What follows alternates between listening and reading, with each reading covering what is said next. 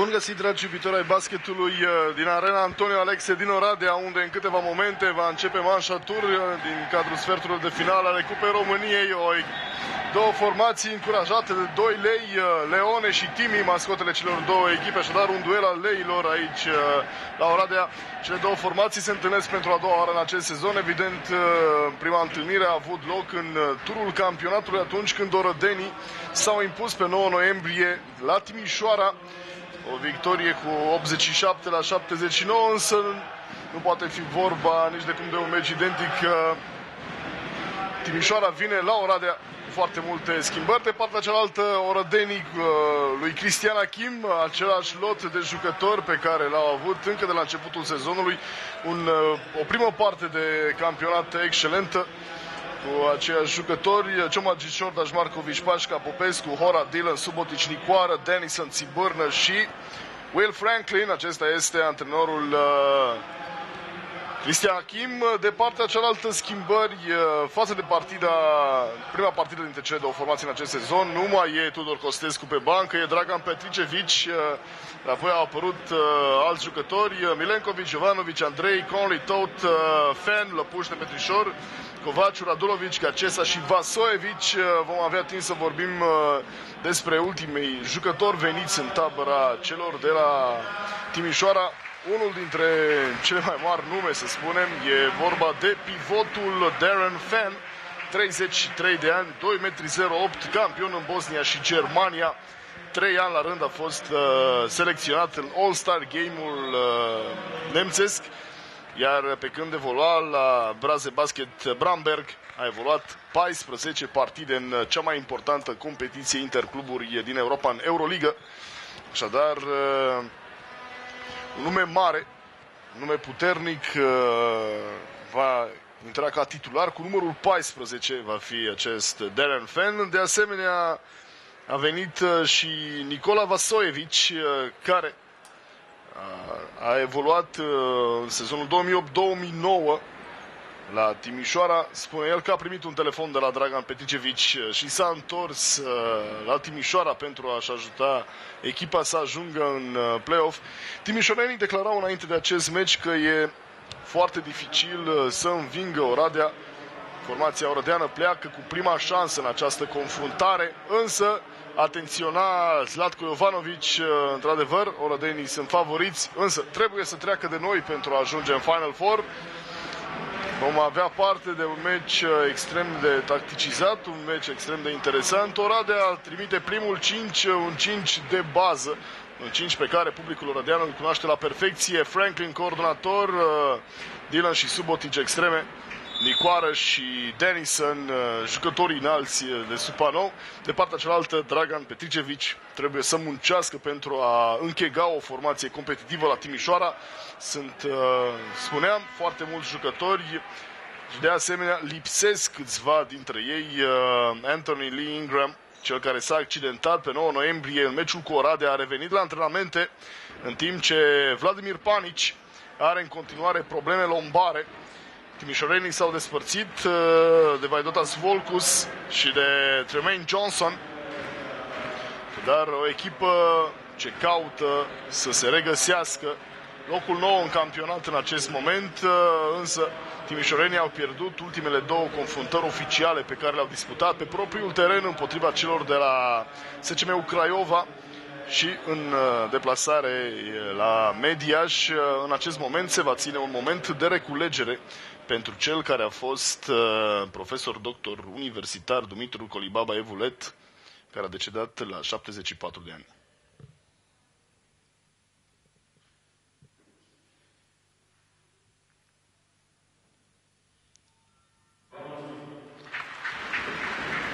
Dumitru Colibaba Evulet s-a născut în 1939 la Rădăuți, în județul Suceava. A fost tehnicianul echipei naționale de basket, a participat la campionatul european de la Helsinki din 1977. A pregătit de-a lungul carierei doar echipe din București, Institutul de Educație Fizică și Sport, echipa Carpați și echipa Politehnică. Are în palmares titluri naționale la nivelul juniorilor cu liceul numărul 2 și cu CSS Steaua. după care, după 1989, și-a dedicat întreaga activitate carierei didactice. Revenim la partida dintre CSM Oradea și BC Timișoara, cu timișorenii având primul atac. Jovanovic pentru Nicola Gacesa. Vedem acum pe Conley, Jason Conley. Pași la Jason Conley la această fază. Darren Fenn și Gacesa, oamenii înalți, extreme. Vedem pe Vasojevic și pe Conley. Coordonator Zlatko Jovanovic. Franklin. Dylan în duel cu Vasojevic. Scoate pentru slam dunk-ul lui Sean Dennison, jucătorul canadian. Primul punct pentru Dennison în această partidă. Slam dunk spectaculos. O luptă pe care o are acolo cu Darren Fenn. Un duel al experienței între Fenn și Subotic, ambii evoluând în Euroligă. Să vedem pe Fenn acum, pivotare, aruncă cu panoul, recuperează Dennison și Oradea pleacă pe contraatac. Subotic trece jumătatea adversă. Subotic cere Nicoară, primește Titus Nicoară cu panoul, ratează. Are Nicoară foarte multe ori mici inadvertențe sub panou. Însă un jucător care înscrie foarte mult. Franklin scoate pentru Nicoară Dennison. Îl forțează acolo pe Fenn să atingă mingea și Oradea va avea în continuare posesia.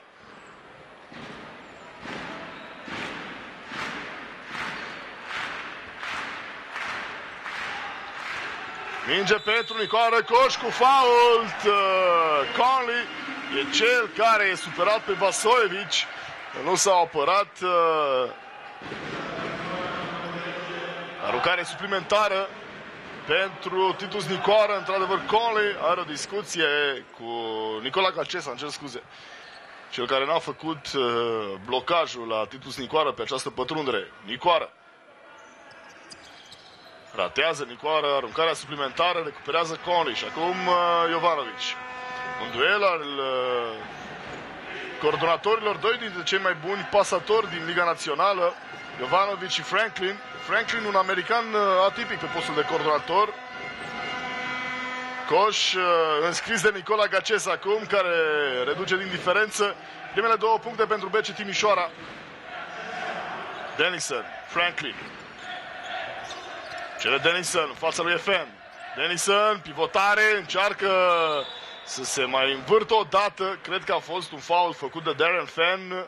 Nu? Ce Conley, la a doua greșeală personală, Conley în mai puțin de 2 minute, în primele 2 minute ale acestei partide, Conley vine, pune mâna pe brațul drept și 2 aruncări libere pentru Sean Dennison. Scrie Dennison, 2 metri și 10, născut la Trail în Canada. A avut probleme de adaptare pentru basketul din România, însă odată cu venirea familiei la Oradea, evoluțiile lui au căpătat consistență.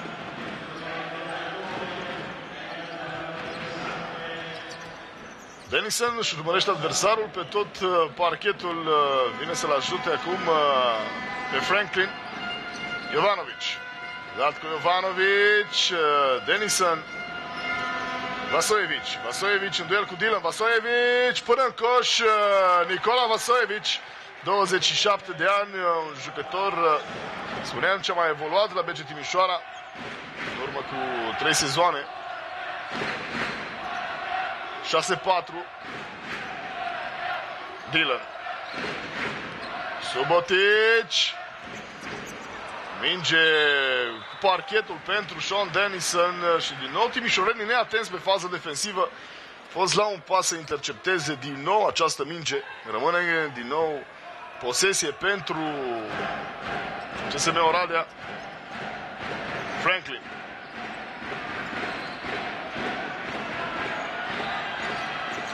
Dylan expiră cele 24 de secunde de atac. Apărarea excelentă a timișorenilor la această fază.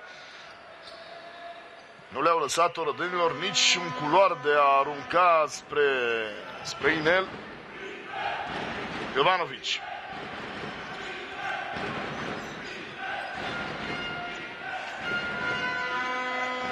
Înainte de această partidă s-a terminat meciul dintre BCM Pitești și UMO Bitelco.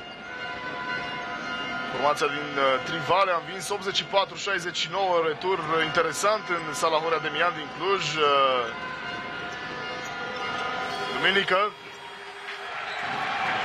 Excelent acum Nicoară, până în coș, se duce titlul Nicoară, spuneam, un retur interesant va fi la Cluj pentru ca cei de la Mobitelco, formația Dorin Pintea, să se califice mai departe.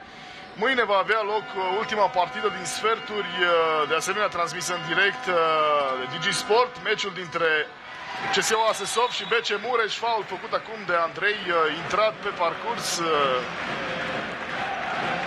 în teren. Ce l-a înlocuit pe Conley, prima greșeală și pentru Dragoș Andrei. Se cunoaște deja o echipă ce a ajuns în Final Four, e vorba de Energia Rovinar, care a dispus de 2 ore de farul, 118 la 49 în manșatur, 110 la 69 în retur. Dylan acum pentru Orădeni, lasă pentru coșul lui Nicoară.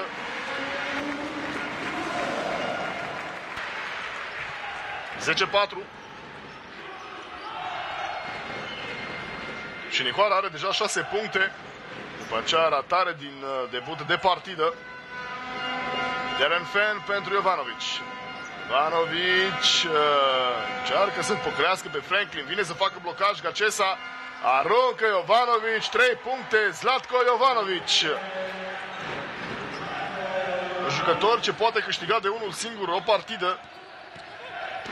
Franklin traversează tușa, lasă pentru Subotic. Subotic, minge pentru Nicoară, recuperează de această dată jucătorii celor de la BC Timișoara.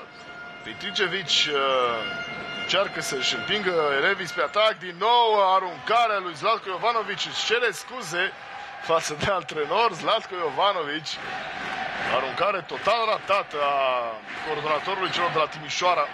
Dylan vine. Angajamentul pentru Subotic, fault făcut de către Jovanovic, cel care l-a blocat pe Subotic să ajungă în spațiul de 3 secunde. Și deja Timișoara are 4 greșeli de echipă, în timp ce Oradea nu a faultat nici măcar o dată.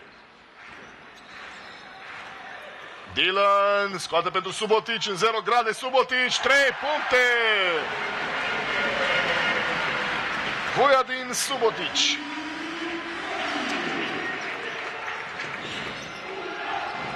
(1,96 m) Subotic, născut la Cotor în Muntenegru, din 0 grade.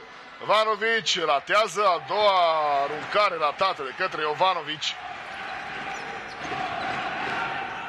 Franklin. Denison așteaptă sprijin. Denison până în coș, Sean Denison în duel cu Darren Fenn, extraordinar, timp de odihnă în momentul în care Denison înscrie o nouă aruncare de 2 puncte, 13 la 7 și Dragan Petricevic nevoit să ceară timp de odihnă pentru formația timișoreană. Au ținut aproape până la 6-4, după care ceva s-a rupt în jocul bănățenilor.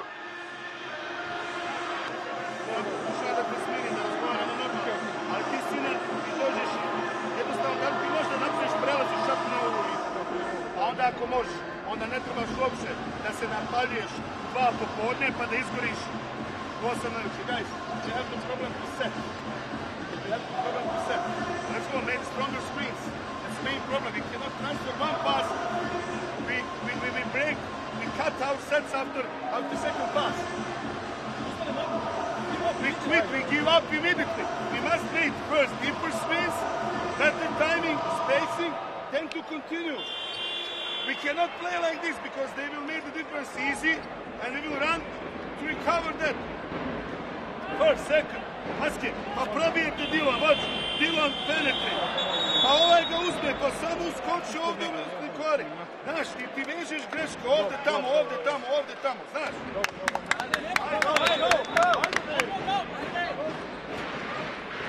Mai lipsea să vorbească în românește Dragan Petricevic, în rest a vorbit și în sârbește și în engleză cu jucătorii săi.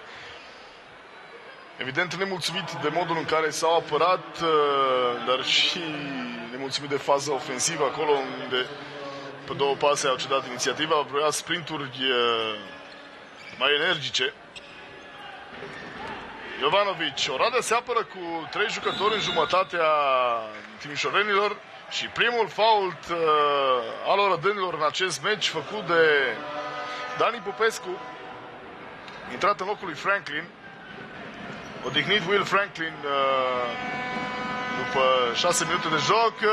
Excelent, Denison se apără la Fan, Popescu, Nicoară, coș, încă 2 puncte pentru Oradea. 17-7. Jovanovic.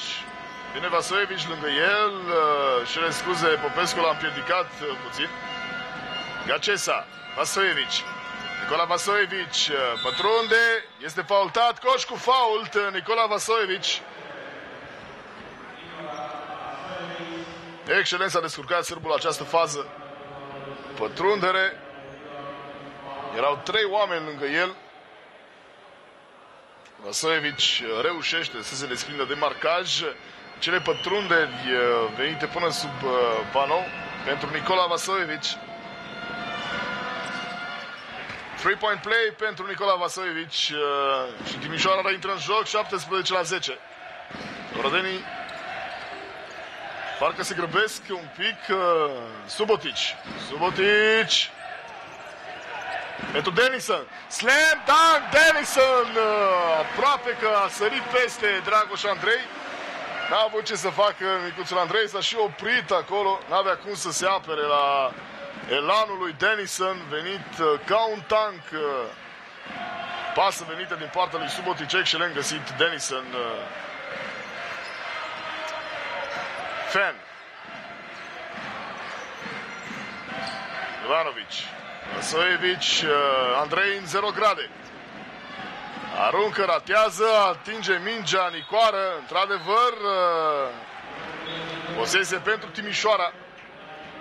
O nouă schimbare la Orădeni. Iese Dylan, intră Radovan Markovic.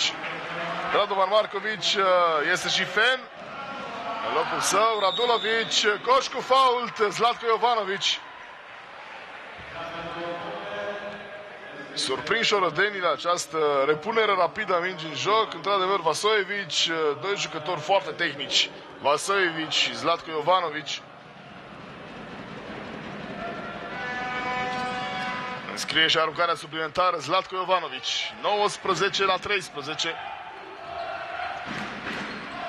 Jovanovic 6 puncte. 8 puncte are Nicoară. Aruncă cu panoul voia din Subotic.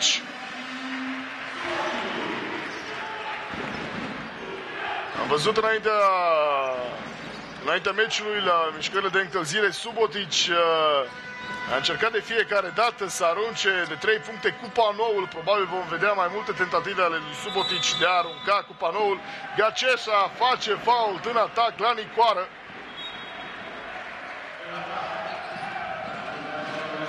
Și Oradea face rost de minge. Inteligent a stat Nicoară acolo, a simțit mâna în piept. A căzut, a obținut posesie pentru Oradea. Petricevic încearcă să caute soluții, are o discuție cu Jovanovic. Jovanovic, spuneam, cel care trebuie să dirigeze jocul timișorenilor. În ziua în care jocul Jovanovic merge, Timișoara poate câștiga cu oricine. Andrei a încercat un coș cu fault, Dragoș Andrei, la această fază. Denison lasă pentru Popescu. Popescu, pătrundere. Scoate Denison. Subotic. Subotic pivotează pe lângă Dragoș Andrei. 2 puncte pentru CSM. Le intră Conley. Vasojevic. Scoate la Gaceșa. Gaceșa pleacă Andrei și un fault în atac făcut de către Radulovic.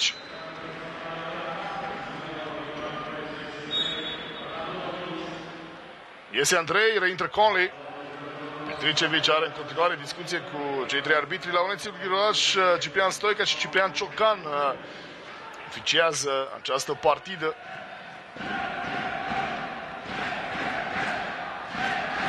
Popescu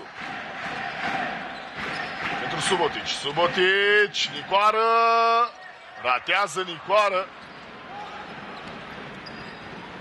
Pleacă excelent Vasojevic, lasă pentru Jovanovic.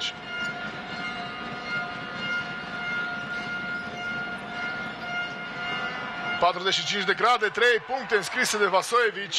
Nicola Vasojevic are 8 puncte în cont până acum. Am intrat deja în ultimul minut al primului sfert. Titus Nicoară, Denison, Radovan Markovic. Markovic cu Vasojevic și Vasojevic. Prima greșeală personală, 2 aruncări libere pentru Markovic vor fi. Deja Timișoara se află în penalizare.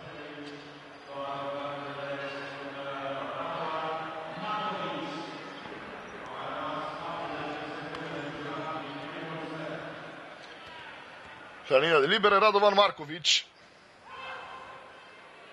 Născut la Belgrad, 1,93 m pentru Radovan Markovic.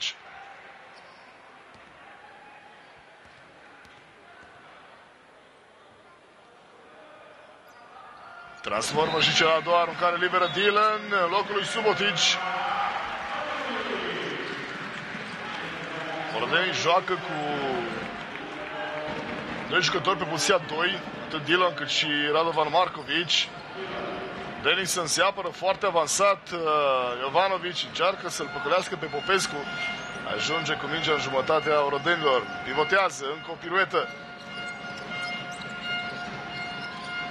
Scoate Alexandru Radulovic. Popescu recuperează Nicoară. Sunt 20 de secunde din acest sfert. Nicoară nu se grăbește. Trece în jumătatea timișorenilor. Îl așteaptă pe Dylan.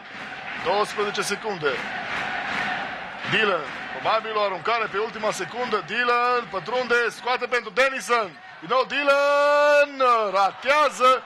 Și Jovanovic nu mai apucă să arunce. Așadar, după primele 10 minute, CSM Oradea 26, BC Timișoara 18. Un meci antrenant, un meci deschis oricărui rezultat. Timișoara dă dovadă că poate să revină în joc. Oradea a condus și la plus 11 pe tabelă. Timișoara revine. Să ascultăm pe cei doi antrenori. Dragan Petricevic. Yesterday about that. Here is the transfer, then it's next week here. Watch here, Olasines, 3 consecutive times. Any pressure, any deny, nothing. 3 okay. Don't risk back door, I am agreeing. But don't let that easy pass, that easy transfer. This is first. Second, in offense, for every pick with Zlatko, they will play hedge. That's obviously, they will play hedge. Let's to have better, faster opening. And when we have that opening in the corner, don't hesitate to shot. Trust me, guys, 8 points is nothing. Look, this is, I told you, this is the 2 games. 4 points, 6 points, 3 points, that's it. That's the understanding. The problem is we don't have offensive rebound, they run better on the fast break. You must go to offensive rebound. Go to offensive rebound when you're on the court. This is your good quality. Also, we have a big confusions when they start to penetrate. Not to pick it up, but penetrate. But if you lose the player 1 against 1, don't follow him. That's happened with you and Dylan and Gachicha and Nikwan. So guys, trust me, we just have to keep strong mental because this is the day. This game is the check. This is not basketball game today. Today and Sunday is the check. Let's go! Let's go!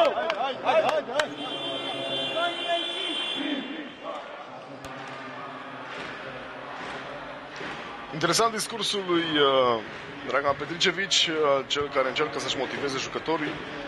Le spune acestora: nimic nu e pierdut, evident meciul decisiv va fi duminică, în direct pe DigiSport de la ora 18.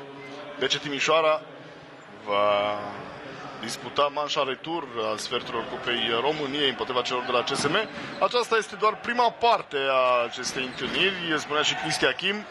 Nu se decide absolut nimic astăzi, totul depinde de meciul de duminică. Să vedem pe Conley. Conley, unul singur, reușește să recupereze și să se ducă până în coș. Jason Conley, 26-20. A intrat și Ciomagici la Orădeni, un fault făcut de acolo, același Nicola Vasojevic, la a doua greșeală personală, Nicola Vasojevic, fault făcut asupra lui Dylan.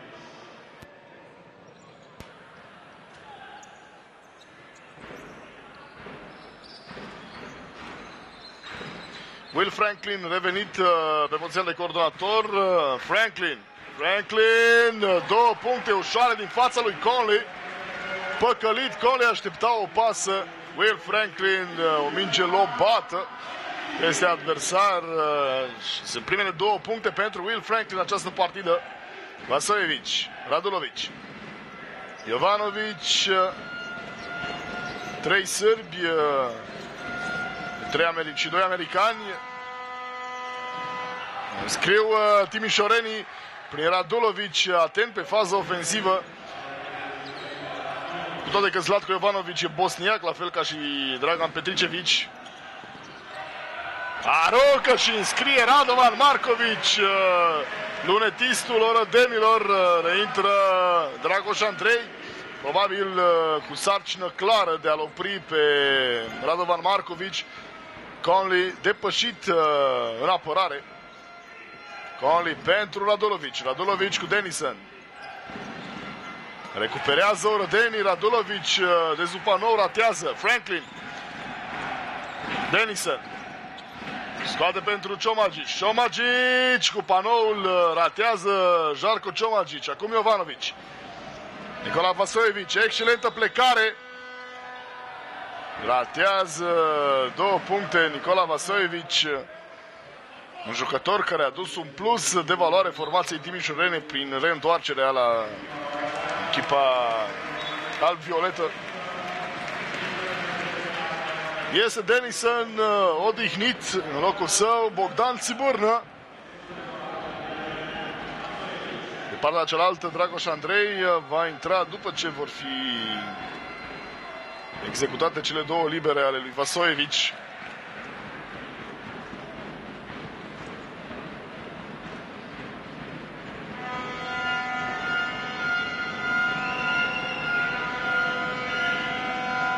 Aruncă și înscrie, într-adevăr, Vasojevic cel înlocuit.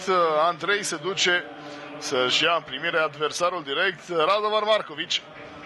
Așa cum anticipam, Vasojevic, discuție cu Petricevic. Dylan. Ciomagic pleacă în circulație, vine Franklin, primește. Nou fault făcut de Dragoș Andrei acum, a doua greșeală și pentru Dragoș Andrei. Apărarea punctul călcâiului Ahile pentru formația timișoreană, care a făcut până acum foarte multe faulturi pe fază defensivă, atunci când mingea nu era la jucător, mingea era într-o altă zonă a terenului, pe circulații s-au făcut acele faulturi. Țibârnă pentru Franklin. Radovan Markovic aruncă, ratează, recuperează excelent Alexandru Radulovic. Jovanovic, vine Fen la blocaj. Un mismatch acolo, însă ajunge mingea la Radulovic. Conley. Conley aruncă de 3 puncte. Conley și înscrie. Excelent Jason Conley. Dylan.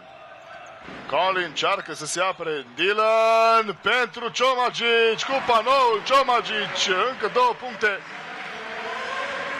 Foarte puternic și Daniel Dylan în duel cu Jason Conley. Câștiga duelul fizic cu el, cu jucătorul american. Australianul, celor de la CSM, mai puternic la această fază. Jovanovic, Țibârnă, aruncă și înscrie din nou 3 puncte Zlatko Jovanovic. 29 de ani, 1,81 m, Zlatko Jovanovic. Intră și Gaceșa. Dylan, Țibârnă. Țibârnă, 2 puncte, 35 la 30. Timișorenii s-au apropiat. 3 puncte de Orădeni, acest coș al lui Țibârnă. Din nou o gură de oxigen pentru Orădeni. Jovanovic, pivotare frumoasă. Jovanovic scoate la Fenn de 3 puncte. Darren Fenn înscrie extraordinar. Darren Fenn, 33 de ani, pivotul timișorenilor, și Cristi Achim nevoit să ceară timp de odihnă. 35 la 33. Un meci absolut nebun făcut de cele două formații.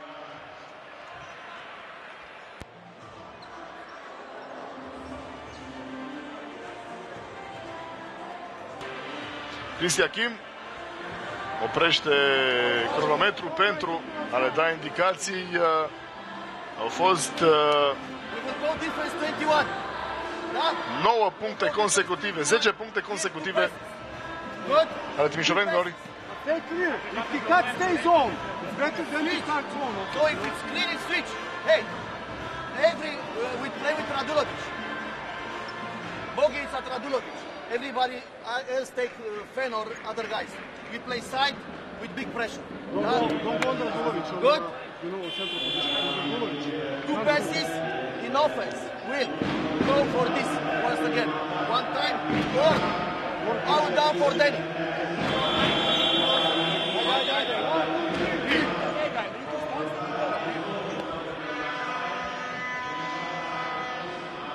Timișoara s-a apărat mult mai bine în acest sfert al doilea, plus aceste aruncări de la mare distanță pentru jucătorii alvioleți. A făcut ca scorul să fie foarte strâns în acest moment, 35 la 33. Un atac le lipsește timișorenilor pentru a restabili egalitatea.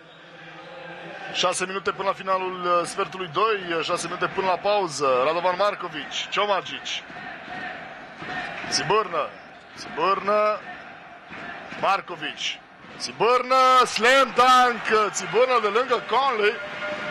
E al 3-lea slam dunk pe care îl fac orădenii în această partidă și nu suntem decât în minutul 14 acestui meci. Gaceșa, Andrei, Jovanovic. Jovanovic din nou, nu vine nimeni să se apere la el, recuperează Conley ofensiv, ratează același Conley și tot el din a doua tentativă reușește să introducă mingea în coș. Markovic pentru Ciomagic. Mai reintrat Subotic. Markovic. Radovan Markovic se oprește. Ciomagic. Faultat de Gaceșa. A ajuns și el la a doua greșeală personală.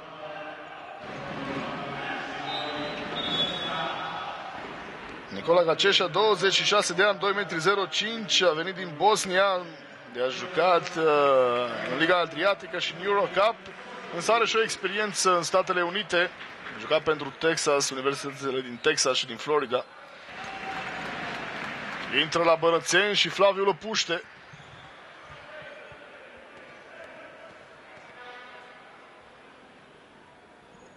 Ciomagic, 2 din 2.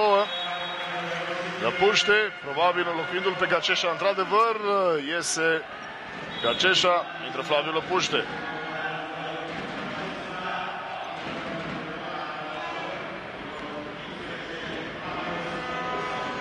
Oradea se apără în zonă.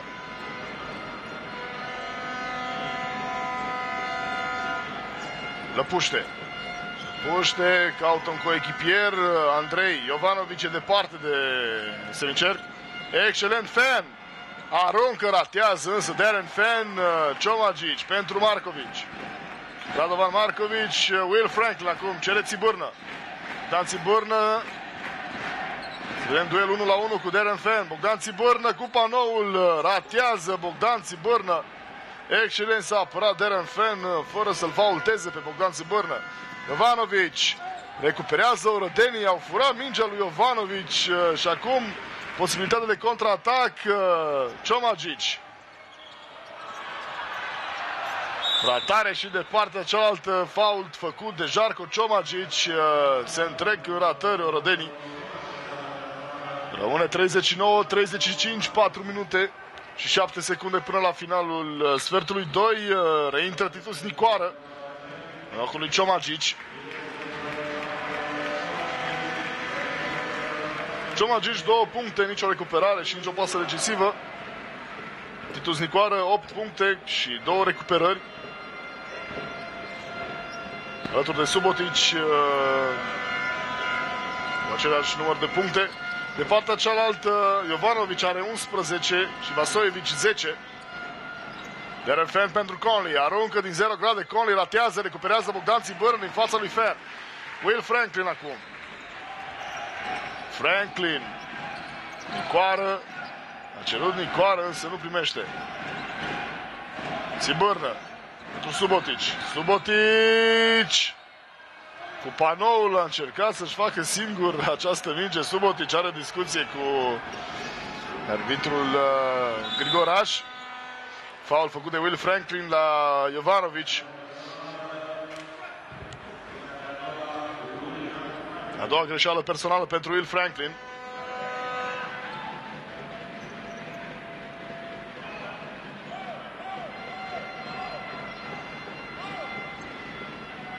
Andrei.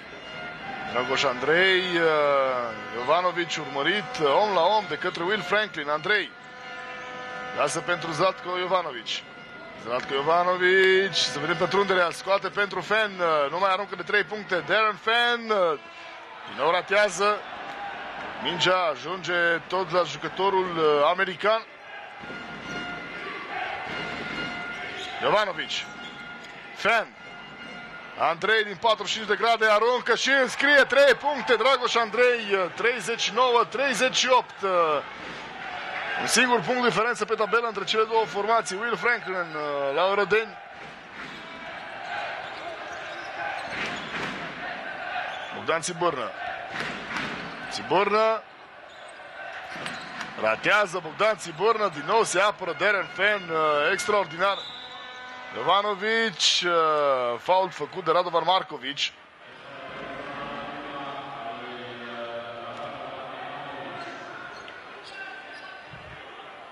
Oradea deja se află în penalizare, 4 greșeli de echipă la următorul fault. Timișorenii vor beneficia de 2 libere. Faul făcut de Nicoară acum la Conley. Și Conley se află la linia de libere. Timișoara poate intra pentru prima dată în avantaj în această partidă dacă dacă Jason Conley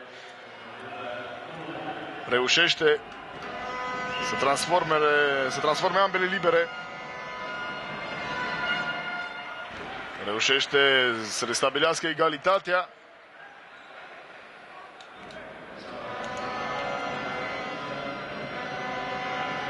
Minute 20 de secunde și Conley își duce pentru prima dată echipa în avantaj. 39-40 în acest moment. Oradea condusă pentru prima dată în această partidă. Markovic ratează, Radovan Markovic. Mingea rămâne la Orădeni. Același Radovan Markovic. Recuperare ofensivă. Fault făcut. De nou intratul Flaviu Lopuște.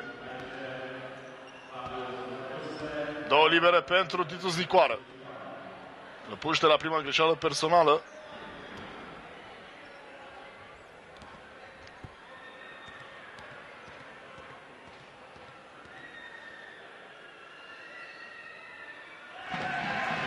Nicoară restabilește egalitatea. Suporterii rodeni trăiesc cu sufletul la gură această partidă. După un debut excelent de meci, Oradea s-a văzut condusă pe tabelă. Andrei.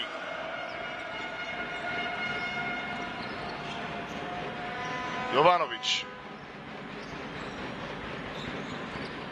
Din nou Andrei, să vedem pătrunderea, scoate pentru Conley, 0 grade. Conley încearcă să-și depășească adversarul. Excelent, Bârnă se oprește în fața lui Conley. Subotic fusese depășit de către Jason Conley. Greșește Will Franklin acolo. A ezitat o secundă, n-a știut nici el ce vrea să facă. Vine aruncarea de 3 puncte a lui Zlatko Jovanovic și timp de odihnă solicitat imediat de Cristi Achim. 1 minut și 28 de secunde rămase până la pauza mare. Și Cristi Achim nevoit să întrerupă această serie bună a timișorenilor care se desprind la 2 puncte pe tabelă.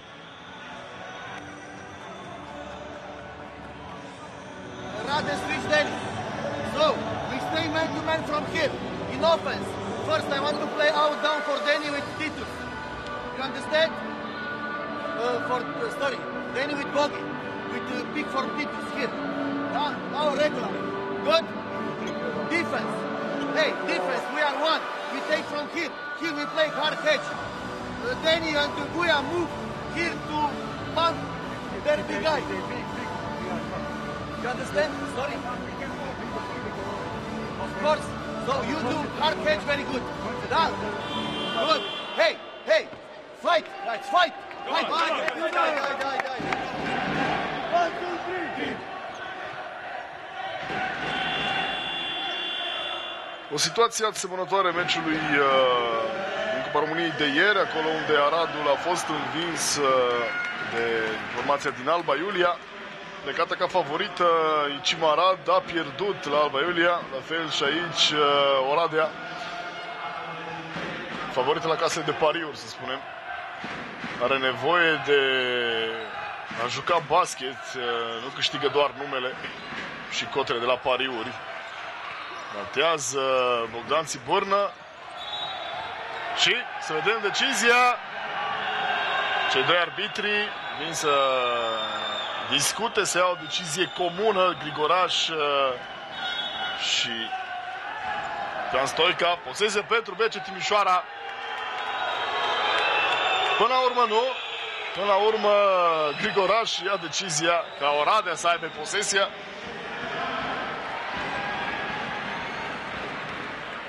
După fluierături din sală s-au auzit și aplauze pentru decizia luată ulterior. Franklin pentru Dylan, care restabilește egalitatea. Surprinși timișorenii cu această apariție a lui Dylan în spațiul de 3 secunde. Faultul lui Subotic asupra lui Conley, care are 2 libere. Excelent, i-a luat Conley prin planul lui Vujoldin Subotic. 59 de secunde rămase până la pauza mare. Spuneam, Oradea are nevoie de mai mult pentru a se impune. Timișoara o echipă foarte arțăgoasă. Echipă plecată cu șansa a doua, însă care demonstrează că în momentul în care jocul lui Jovanovic funcționează, echipa câștigă împotriva oricărui adversar. Din nou 2 puncte în plus pentru Timișoara. Franklin.